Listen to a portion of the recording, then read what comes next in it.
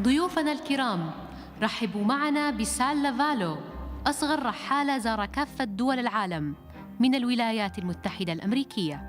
Ladies and gentlemen, please welcome on stage Sal Lavallo, youngest person to visit every country.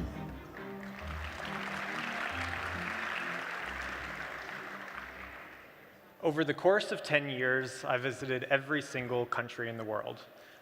From the ones that we all dream about going to, like Brazil and Australia, to the ones that we hardly ever hear about, like Togo and Palau.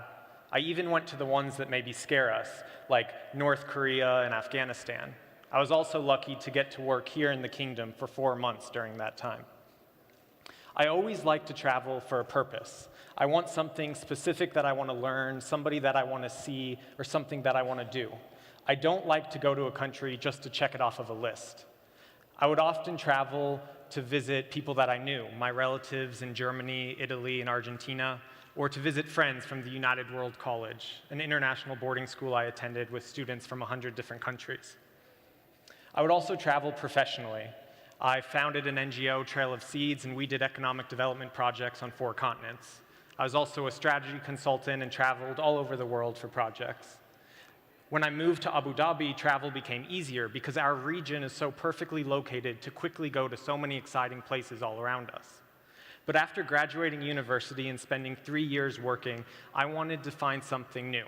I thought I would take 6 months off and travel full-time. But that turned into 2.5 years, and I turned into one of the youngest people to visit every country. Now, as I share my images and stories on Instagram and YouTube, I get to relive all of my travels. But what else do you do after a journey around the world? A new place every week, a constant adventure. If you're like me, you settle down, you get a couple cats, and you become a cat dad. That's Lala and that's Beba. They're sisters and they're best friends, but it wasn't always like that. When I first brought them into my home, they were frightened of one another. They had never seen another kitten that didn't look like them, that wasn't one of their siblings. So sometimes that fear would turn into violence. They would scratch and they would hiss. But after a while, they realized that even though they looked different and were new to each other, they both liked to eat yummy food, they both wanted to be petted, and most importantly, they both liked to play. And playing with each other was more fun than playing with me, and so now they're inseparable. They're constantly running around the house together and sleeping on one another.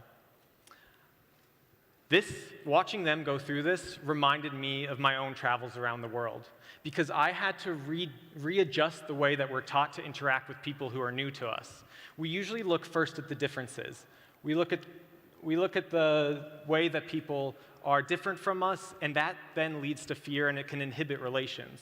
So instead, as I was constantly around new people, I had to learn to look first at the similarities, to find something that we connected on, and to make that relationship. And only once I had a relationship was I able to then look at the differences. But instead of fearing them, I would learn from them. This has become increasingly important in our globalized world because we're so often around people who are very different from us. We don't get to spend the majority of our time around people who look the same or who think the same. And so it's important that the more that we can look at people and look past their race, their gender, their class, or their religion, and connect to them on our similarities, our humanity, then we're able to work better together. When we get to work better together, I think that this is an incredibly important thing all around the world. When I go to every country, I would meet each of these people. I took each of these photos, and in many places, we would be afraid. You look at them and you think that there's nothing in common of anything that you can do, anything that you can speak about. But what I learned is that there's always something that you can find. I sometimes would spend weeks without being around somebody who has the same race, the same nationality, or the same class as me. I would go days without speaking the same language as somebody. And sometimes we think that this fear, sometimes the reason why sometimes why we fear other people's identities is that they protect us. Identities are what give us meaning and value. They create power structures and they create hierarchies. They divide us into the haves and to the have-nots. But the more that we're able to learn and look past these identities, the more that we're able to connect to one another. One time I was staying in a small village in Mongolia. I was in a small yurt with a poor family. I sat at dinner next to the grandmother. She was 90 years old, and she was from a minority tribe, so she didn't speak the same language as I did. And yet, as the food was brought out, before we took our first bite, we each said Bismillah. Even though we were from completely different age groups, we were from different parts of the world, different levels of class, and a different gender, we were able to connect on something. We found what we shared, Islam. As the dinner ended, she, with her frail hand, tugged me on my sleeve. She brought me outside, she gave me a prayer mat, and she pointed. I knew she was pointing to the Kaaba, and as I put out the prayer mat, she brought a chair alongside of me, and we prayed Isha together. It was one of the most beautiful experiences in my life because we had found something, despite all of those differences, that we connected on. Everything else had become unimportant. All of the difference had been erased because we had connected.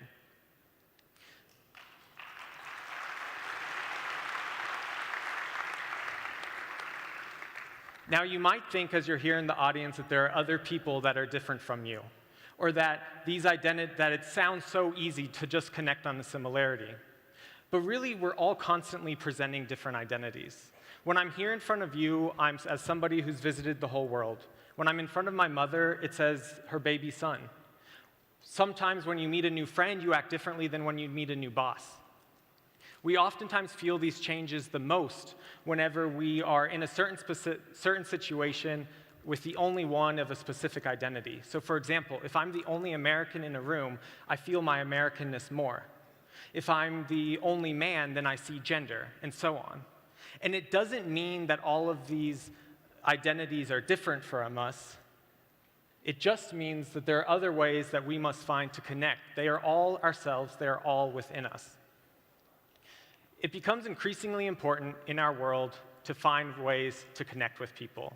In business, in life, in school, we are always around others. And in our interconnected global world, as we find these similarities, it gets easier, but it also gets harder. But the more that you do it, the more that you start to learn the things that you never knew you didn't know, that you connect with people who lived a completely different life than you, that you have the experiences that you could have never expected, then you start to see that there are real parts of the human experience that go beyond your own limited lived reality. And yet our reality is getting increasingly less limited. Our world is changing so fast, and we're changing as well. For me, one of those main changes was in the sense of home. I grew up in America. My father's born in Italy, and my mother's German. But the two places that I find home are Abu Dhabi, where I've lived my entire adulthood, and Tanzania, where I have a small farm and where I converted.